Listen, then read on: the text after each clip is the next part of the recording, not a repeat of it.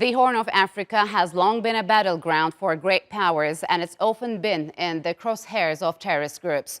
Turkey, over the years, has worked with countries like Somalia to ensure not only stability in the region, but also to boost the free flow of trade.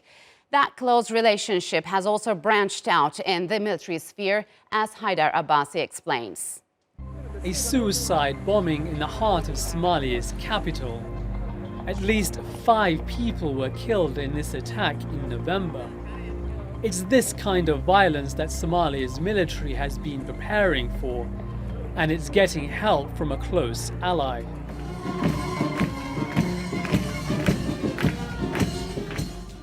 Turkey is investing heavily in training and developing Somalia's military.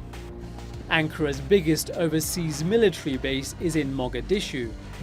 This summer, around 2,500 Somali soldiers were trained by Turkish military officers. And the aim is to boost this number to 10,000. These soldiers are sent to Turkey, where they undergo elite military training. It includes instruction in commando and special operations, counter-terrorism and urban warfare. Somali troops receive their training in Turkish after completing an intensive language program. They even take their oath in Turkish. Turkey's policy is not only about having a forward base in Somalia, but also building up an ally in a vital country in the Horn of Africa. Turkey's military has a presence in Somalia, Libya, and most recently, Niger. But Ankara also maintains strong economic and developmental ties with many other countries in Africa. Trade with the continent was valued at only $5.4 billion in 2003, but it reached more than $26 billion in 2019. One example of Turkey's investment in Africa is the seaport in Somalia's capital, Mogadishu. In October, the Turkish company al-Bayrak signed a 14-year contract with Somalia to continue operating the port. The port is vital for producing revenue for Somalia's government and jobs for its people. The management of the Mogadishu port will help to improve trade, increase customs revenue, and support the Somali economy, which is heavily dependent on foreign imports. Turkey has great ambitions in Africa. Its foothold in the continent is only expected to expand. Haidar Abbasi, Straight Talk.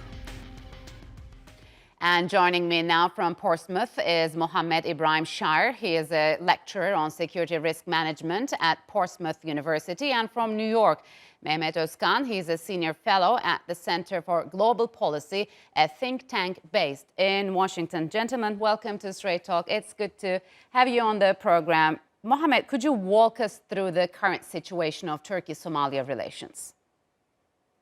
Well, Turkish-Somali relations seems to have entered a new phase where they're trying to renegotiate the partnership that they had for the last 10 years. Remember, Turkey's visit in Somalia in 2011 was quite pivotal. It somehow removed Somalia from international isolation, and Turkey's upgrade from just purely humanitarian aid somehow evolved into a comprehensive strategy where it aimed at revitalizing Somalia's institutions. So currently, the way the partnership works when it comes to Somalia and Turkey, it's quite good. It works. Turkey's model seems to be doing wonders compared to previously failed models implemented by international actors that had a stake in Somalia. Yes. So why is Somalia so strategically vital for Turkey and other countries, Mehmet? Why is a stable and successful Somalia matters for Ankara? Because, if you look at the Ankara's policy towards Africa, you can see that Africa policy started perhaps 2000, 2003, and since 2005, it intensified. But Somalia has been a threshold for Turkey's being a security and political actor in Africa. So that's why it's key. That's why Turkey focused in the Horn of Africa as a regional order. As you know, the regional order has been breakdown since early 1990s. Then that's the loss of problem. Now, even today, we can see domestic problems in Ethiopia, Renaissance Dam issue between Ethiopia, Egypt, and Sudan, and internal issues in Somalia. So the regional order is very important. That's why Turkey focus on regional order, in security. As the other mentioned, Turkey has been a developmental actor before. Now it's a security and political actor. So for a regional order, Turkey focus on those things. That's why it also makes Turkey a political actor in Africa in a great detail. Yeah, so Mohammed, in October last year, a Turkish company signed a 14-year contract to operate Mogadishu port. Can you talk about the significance of this deal and how it will help Turkey's trade ties not only with Somalia, but with the greater East African region as a whole? Well, I think it's quite important because remember that Turkey has adopted a model of peace through prosperity, where it invested heavily in Somalia's infrastructure and institutions. When it comes to Somalia renegotiating its deal with al-Barak company in managing its port, it's quite significant because it also signifies that Somalia has upgraded its economic status. Remember, they had recent partial debt relief. So it signifies quite a new era, a new phase. And also that company al-Barak has quite a strong track record. And Somalia, especially the Somali federal government, is keen on maintaining that relationship with these type of companies. Mehmet, on January the 2nd, there was a terror attack in Mogadishu in which 5 people, including 2 Turkish nationals, were killed. How important it is now for Turkey and Somalia to deepen their anti-terror cooperation and military training to confront groups like al-Shabab, which claimed responsibility for the attack? Turkey has been focusing on 2 things in Somalia. When you look at first to support local actors to take care of the country's destiny. Second, to fight with terrorism, especially with al-Shabab. That's why Turkey has been training Somalian military since 2016, 2017, and today around more than 1,500 people, Somalian military has been trained. That's why Turkey focus on the military dimension.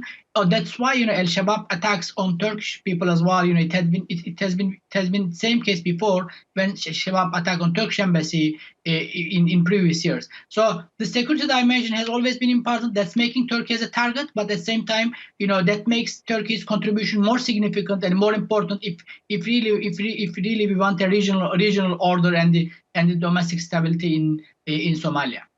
So, Mohammed, what kind of a threat does al-Shabab terror organization pose to Somalia and the region? And how do you think it could be dealt with? Dialogue? Yes, but when it comes to al-Shabab obviously is still quite potent. It's still quite potent insurgent group that has been actively destabilizing Somalia to a large degree. But when it comes to dealing with al-Shabab, I don't think the military solution is entirely appropriate. I think there has to be some kind of dual strategy where some sort of dialogue or negotiation is pursued. And by that, I mean not just direct negotiation, but having some kind of informal talks. And I've said this as well previously in my academic research, where I talk about using informal actors or traditional actors in trying to establish some kind of pre-negotiation talks with al-Shabab, trying to understand what they want and trying to also present what the Somali government wants when it comes to dealing with al-Shabab. And having that discussion is quite important. That can perhaps upgrade to a formal negotiation discussion. So, Mehmet, what do you make of Somalia's recent offer to Turkey to explore offshore oil reserves? Is it likely to create tensions in the region? It could be because, if you look at the region, everybody's building their military base in the Horn of Africa. But also, if that offer has been taken as a bilateral cooperation, also helping Somalia to build its own economy, that would be good one. And especially when the issues has been intensified in the Eastern Mediterranean region, and I think that would be interesting one. But let's see what happens. What will be Turkey's response, and whether there will be good cooperation. But eventually, if there is economy, if something has been discovered in that area, I think that would be beneficial, principally for Somalians and Somalian economy. So, Mohammed, how could reduced tensions in the Gulf impact Turkey's policies in the Horn? How could a normalization, for example, in Turkey and the United Arab Emirates ties reflect on Somalia's security, stability, and road to peace, maybe? Well, the thing is, when it comes to the United Arab Emirates, the normalization can be beneficial. Remember, there was some tensions in 2014, 2015, when there was the Gulf diplomacy crisis. But it was also quite beneficial for Turkey in trying to strengthen its presence in Somalia by improving the security and by improving this infrastructure. When it comes to normalization, I believe that Somali's external actors don't have a stake in Somalia can be quite detrimental. I believe many countries need to adopt Turkey's model of when it comes to engaging Somalia, by not actively contributing or not actively engaging with the local politics on the ground. And having that model is quite important, especially when it comes to for Somalia to restore its status as a strong state. So, Mehmet, from a broader perspective, help us understand Turkey's engagement in Africa and how it is different than, let's say, France, the US, Russia, China, and many others. Look, I mean, compared to other countries, especially France and others, Turkey doesn't have a background in especially colonial background in Africa. But Turkey entered the continent first as a humanitarian and developmental actor. Then it became a security and political actor. But the main difference between their involvement and Turkey's involvement is that Turkey does not take side in local politics. Yes. Turkey supports local politicians to take their own destiny. That's the main interest. But the other countries, sometimes they are dictating some policy and even enforcing some people to lead the country. That's the main difference. Turkey try to establish a win-win relation and at the same time a mutually beneficial relations without destroying their autonomy or their independence in terms of deciding on acting. So, Mohammed, how long it takes before we see a stable, peaceful, and a prosperous Somalia? Well, hopefully, in my lifetime. But I think the way things are going is quite good. I think the fact that Somali security forces are being strengthened, their capacity strengthened, the fact that Turkey is aiming to train 1/3 of the Somali security forces is a quite good thing. Security-wise, Somalia is improving, albeit at a slow, steady pace. Because remember, AMISOM is ending its mandate in 2021. So I'm quite hopeful that Somalia has the necessary capacity and the level of resilience in maintaining its security after the AMISOM leaves. All right, gentlemen, unfortunately, we're out of time. Thank you very much for joining us on Straight Talk.